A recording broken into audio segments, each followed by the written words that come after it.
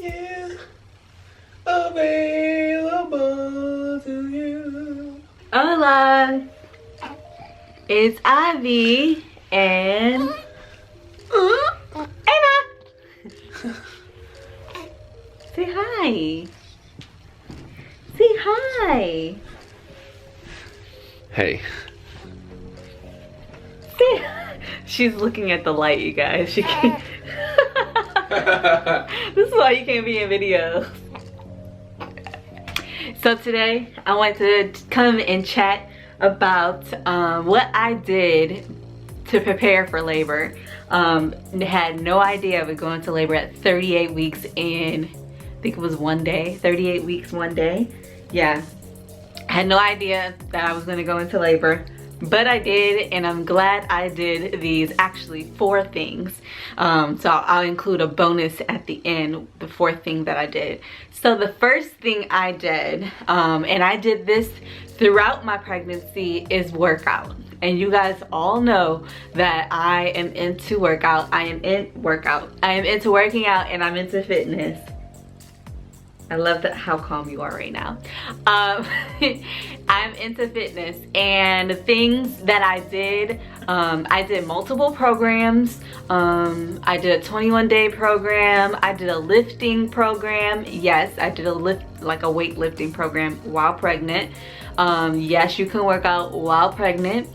I did a kickboxing program. I did a body weight program. So I did a whole bunch of like various programs throughout my pregnancy. It wasn't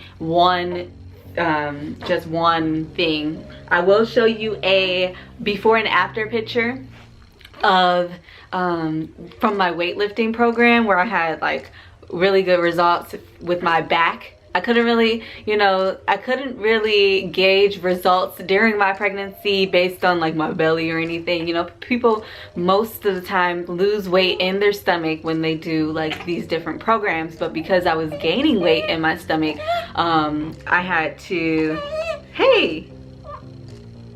I saw results elsewhere, and I was around 20 to 25 weeks pregnant then. So I have a health and fitness form in the description below if you'd like to join me. I'm still doing the same workouts, so if you'd like to join me on the journey, go ahead and fill out that health and fitness form, and yeah, we can discuss. Actually, the health and fitness form is for joining the program as well as joining my Facebook support group for everything fitness and everything health, and we also have spiritual guidance there too. So I am the one-on-one coach for the people in that group, mostly ladies, well, all ladies except for Lido, and so I do one-on-one coaching for all of my ladies. So if you would like to join us, let me know in that health and fitness form and we can start your physical and spiritual journey. Hey, stop being so cute. Okay, the second thing I did while preparing for labor was I practiced my breathing. And so this is actually something that I was doing completely wrong. When you have the Braxton Hicks contractions, that's when I would practice my breathing. So I would practice, breathing in and out through the Braxton Hicks contraction. And what I would do, because I couldn't really feel them without actually touching my stomach sometimes, so I would touch my stomach. When my stomach felt hard, I would start to breathe in and out deeply. So just taking a deep breath in and blowing out very slowly, like doing actually I do this when I have had anxiety in the past, and I would do this, and if you want to hear more about that, we can get into that in a different video. But I would breathe in for a few seconds and then breathe out for a longer period of time, like 8 seconds. And so I would do that when I had my Braxton Hicks. But I'm going to give you a trick to do, because just that deep breathing in and out and then breathing out for a longer period, yes, it works for anxiety and to calm your soul, calm your heart, calm your mind, but it did not work in labor. And so as far as pushing goes, and so for pushing, my labor and delivery nurse gave me the best tip. So what she said was to take a deep breath, let it go before the contraction comes. Like when I was feeling the contraction like coming on, I would take a deep breath, let it go, and then take another deep breath and hold it and push and bear down until I couldn't hold it anymore. So the practice of like letting the breath out very slowly did help in some way with labor, but that technique that she taught me, she said just act like you're like holding your breath underwater. It helped so much. The last push that I did, and her like I could feel her head crowning and her like basically popping out, like the head popping out. That's what I was doing. I was holding my breath like I was underwater. Do you wanna, you got something to say? No, I didn't think so. Okay. So I was holding my breath like I was underwater, and it helped so much. Like that is my #1 tip if you like for pushing. So, and it will get you far. Like I felt like there was so much progress. I only pushed like 5 during 5 contractions, so like 5 pushes, and she was here. So so that was my that's like my #1 recommendation when you're actually in labor, is that deep underwater pushing, underwater breaths. Yeah. The other thing I did before labor, preparing for labor, is I drank raspberry leaf tea. Raspberry leaf tea.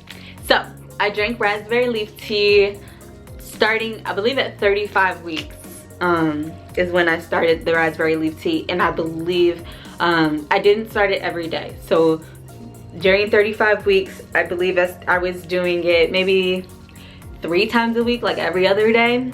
And then during 36, I started it more often, like every day, maybe like 5 times a week. And then during 37, I sometimes did it twice a day, but at least once a day, 7 days a week. And then 38 weeks, 1 day, I, gave birth. So, so when I did it twice a day, I would do it in the morning and then in the evening before bed. So, but when I did once a day, I would just do it in the morning. And I like the raspberry leaf tea. It doesn't really have a very strong taste to me. But what I did do is, I'll post like a picture of the box, because I threw the box away because I have like my tea organized in the cabinet. But I'll post a picture of the box. And what I did was I actually mixed it with another herbal tea that was sweeter. So the Celestial Seasonings tea, I love all of their teas, but I use their fruit teas to mix with this tea. Don't know if that made a difference, but they have a raspberry tea that's sweeter than this. This is kind of bland. And what I would do is just, this tea you steep for 10 to 15 minutes, and the sweeter tea you only steep for like 2 minutes. So what I would do is make this tea first, let it steep, and then the last 2 to 3 minutes I would put the other tea inside to kind of sweeten it up. Or and I'd also use honey as well. So I used this tea. Oh, that was the 3rd thing that I did. And would you like to tell them what my 4th bonus tip is? Oh, you spit up. That's what that was. Did you have spit up on you this whole time and mommy didn't notice? Hashtag mom life. In the past 24 hours, she has spit up on me, pooped on me, peed on me, and farted in my face. Hashtag mom life. But I still love you. How can I love someone so much who farts in my face, huh? How is that possible? So the 4th and final thing that I did and I think this really helped a lot, and actually I I didn't do it as often as I should have probably. And that is a perineal massage. So what I did basically is, and sometimes you'll need like, I guess, lubricant to do it. Like you can use, I guess, like coconut oil, or some people use like I think it's primrose oil or something like that. It's basically, I'll put a link down in the description, the actual blog or website that I went to that describes it like better than I probably could, because I can't really show you. But a perineal massage is basically the entry that the baby comes out of. You massage that, basically massage that lining to get it prepared for birth. And so, oh, I'm sorry, this is very traumatic, isn't it? So basically you massage that area, and once again, it's not like it's not what you think. So definitely click on the link so that you can look at it, like look at the description. It shows like a cartoon picture, so that you can know what to do, because it's definitely very beneficial. And I noticed actually that when I was in labor that my midwife was doing this. While I was pushing, she was doing the perineal massage. I believe this really helped with my lack of tearing. So I didn't have, she said I had a tiny tear, but it wasn't anything that she needed to stitch up, and it wasn't bleeding. It wasn't bleeding after. Okay, we're almost done. Yeah, so those were the 4 things that helped me prepare for labor. So yeah, it's been 6 weeks since I had baby girl, and those are the top tips that I have to prepare for labor. So if you are currently pregnant, currently in labor, watching this, I don't know your life. These are some tips that you should try. Make sure you like and share this video, and subscribe to our channel. We also have a email list. We will be starting sending out newsletters to keep you guys updated, because I know as a new mom, because personally I haven't been updating you all as often as I usually do, because as a new mom it's hard. But I want to start some newsletters so that I can keep you guys updated. So if you want to sign up to our email newsletter, make sure you go to our website at 30genfit.com. I will link that in the description below, and sign up for our newsletter if you're not already signed up. If you have our 2-week wait devotional, you are already signed up. I think that's it. So I will talk to you guys in another video. Bye.